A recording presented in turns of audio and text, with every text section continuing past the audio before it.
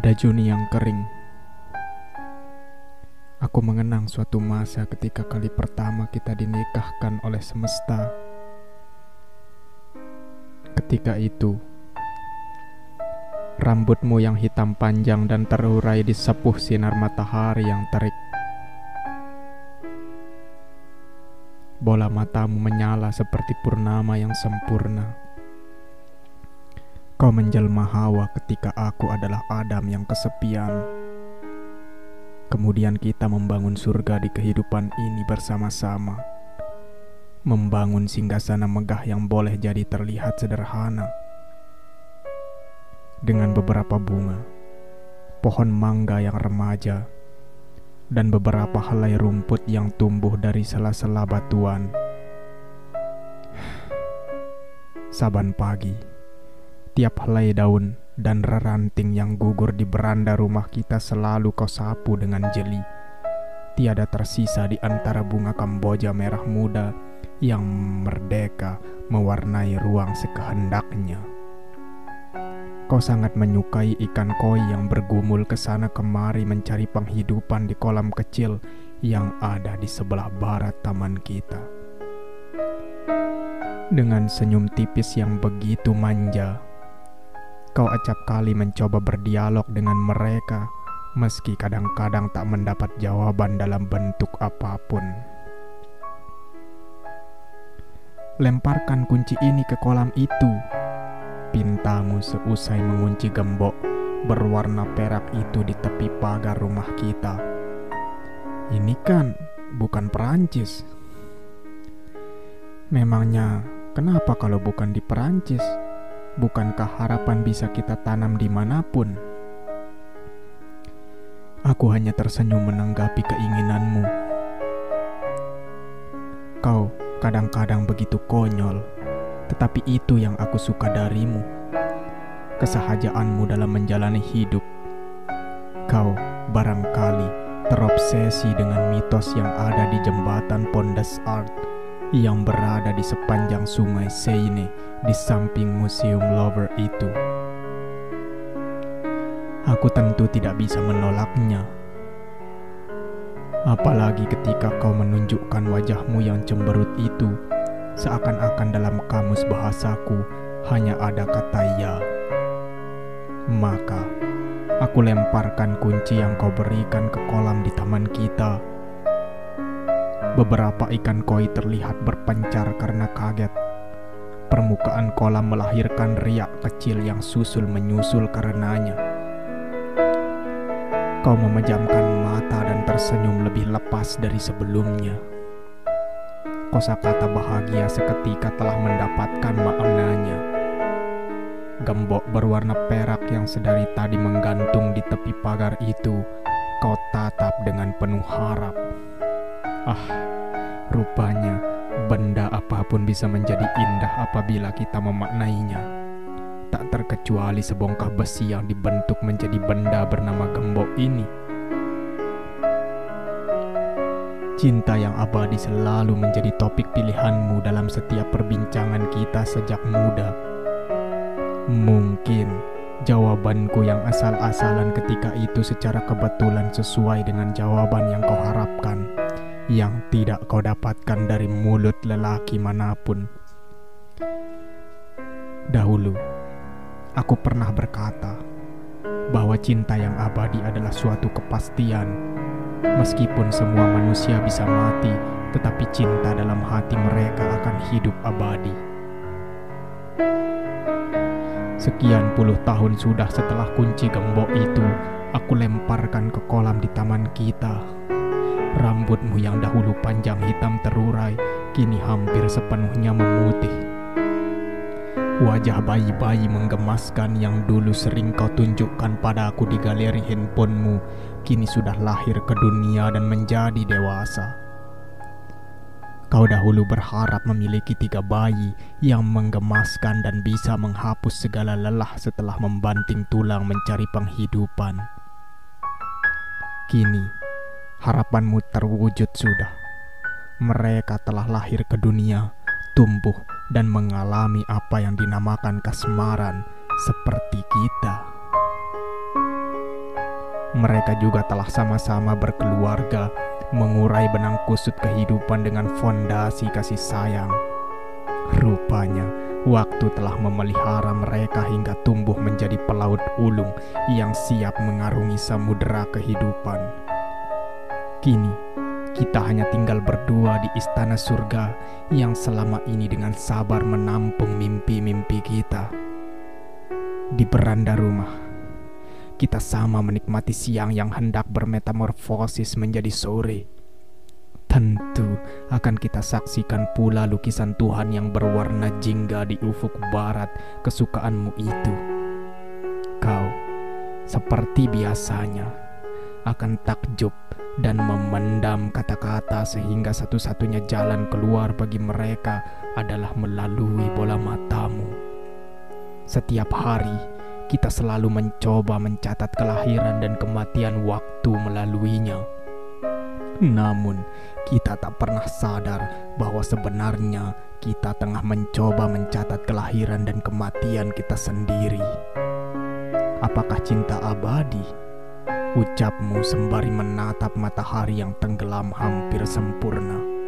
Tentu saja, jawabku singkat. Kau menoleh ke arahku. Koran lama yang sedari tadi kau baca kini kalah menarik oleh matamu. Sinar di kedua bola matamu tak pernah meredup, sayang. Karenanya aku percaya bahwa cinta memang benar-benar abadi.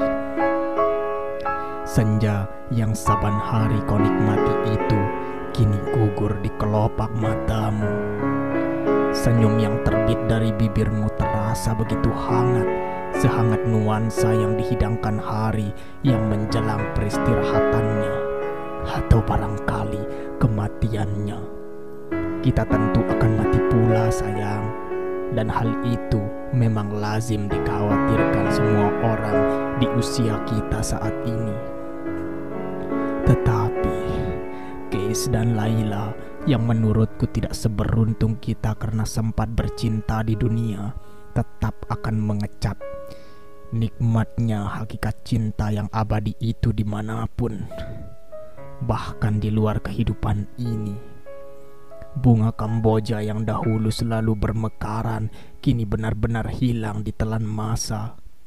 Namun, bukankah kita selalu mampu mengingat warnanya ketika ia mekar meski kini telah tiada? Tiada yang benar-benar bisa luput dari ingatan, apalagi jika sesuatu itu teramat berharga. Ikan-ikan koi yang senantiasa kau ajak berdialog tempo hari kini mungkin sudah berenang di sungai surga yang mengalir begitu damai. Kolam itu telah lama kering. Pernah beberapa kali aku coba mencari kunci yang tenggelam sekian lama di dasarnya.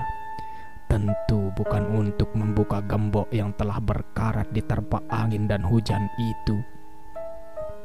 Aku hanya ingin memastikan apakah ia masih ada atau tidak. Tetapi yang bisa kutemukan hanyalah kerakal-kerakal dan semak-semak yang kian semrawut memenuhi dasar kolam yang mulai retak-retak. Kau barangkali tak tahu bahwa meskipun aku sudah agak pelupa, aku seringkali tiba-tiba mengingatnya ketika hendak tidur di kamar kita yang mulai sepi ini. Kunci itu memang tak pernah kutemukan, tetapi bukan berarti ia tak ada. Ia barangkali telah menyatu dengan tanah yang artinya telah melebur dengan kehidupan ini. Di hari-hari berikutnya, kau seringkali menatap langit dengan pandangan yang kosong. Tak ku dengar lagi pertanyaanmu tentang cinta yang abadi itu. Apakah kau sudah bosan bertanya atau apa? Aku tak terlalu paham.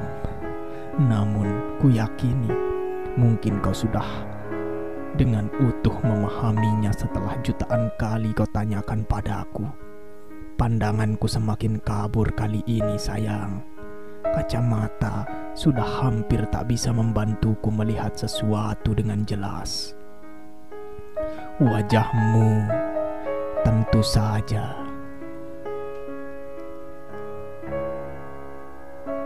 selalu mampu kulihat dengan jelas, bahkan lebih jelas dari sebelumnya. Dalam pikiranku, kau tampak selalu cantik seperti kali pertama kita jatuh cinta. Ketahuilah sayang, gembok itu masih terkunci di tepi pagar rumah kita. Aku bahkan hampir percaya pada apa yang kau tuturkan tentang Pondus Arts yang mampu mengabadikan cinta melalui ritus serupa. Sayang sekali, aku tak bisa mengajakmu menikmati senja di sana. Aku tak pernah benar-benar yakin alasan apa yang membuatku tak bisa membawamu ke sebuah tempat yang barangkali sudah kau namai sebagai surga itu selain rumah kita. Cinta ini begitu panjang, namun usia, pendek sekali. Kau bilang bahwa keindahan hanya akan hidup sekejap, seperti senja. Namun, kau kembali berusaha untuk yakin bahwa keindahan bisa jadi pula abadi. Tidak lepas, seperti gembok yang kehilangan kuncinya. Meski aku sempat menolak untuk percaya pada yang kau katakan tentang Pondus Arts, tanpa aku sadari, ternyata secara diam-diam aku berharap mampu mempercayainya. Pada suatu siang, 3 anak kita telah pulang ke rumah untuk menemui orang tuanya, tepatnya menemuimu. Rindu memang acap kali gemuruh. Ketika hendak diredam, kita memang seringkali munafik pada perasaan kita sendiri. Lucu bukan? 3 bayi menggemaskan yang sudah mendewasa itu akhirnya berkumpul di rumah ini lagi seperti dahulu kala. Namun yang mengherankan adalah mereka semua menangis. Aku tak memahami apa yang mereka tangisi sayang. Barangkali penyebabnya adalah kapas yang menutup lubang hidung dan telingamu. Mereka bilang kau telah meninggalkan kehidupan ini. Aku sebenarnya ingin tertawa sayang. Aku ternyata lupa mengajari mereka sesuatu yang paling sering kita bicarakan. Bukan tentang senja. Aku tak pernah mau menanggapi keyakinanmu yang akhirnya kau hianati sendiri. Tetapi tentang cinta yang abadi. Barangkali setelah tak bernapasnya engkau, aku akan mengajak mereka ke Perancis untuk melihat gembok-gembok yang berjejer di tepi pagar kawat jembatan Pondus Arts. Aku harus mengajari mereka secara langsung mengenai ini. Kau setuju bukan? Tidak. Tidak perlu kau jawab pertanyaanku. Kau sudah terlihat begitu lelah. Beristirahatlah lebih dulu. Biarkan aku yang mengusap air mata anak-anak kita. Besok kami akan mengantarmu menuju rumah yang lain. Tidak apa-apa. Tidak perlu menyesal. Rumah ini yang sekian lama telah melindungi kita dari keputusasaan, memang akhirnya akan kita tinggalkan. Rumah kita yang sejati berada di kehidupan yang lain. Kau pergilah lebih dulu sayang. Aku akan segera menyusul.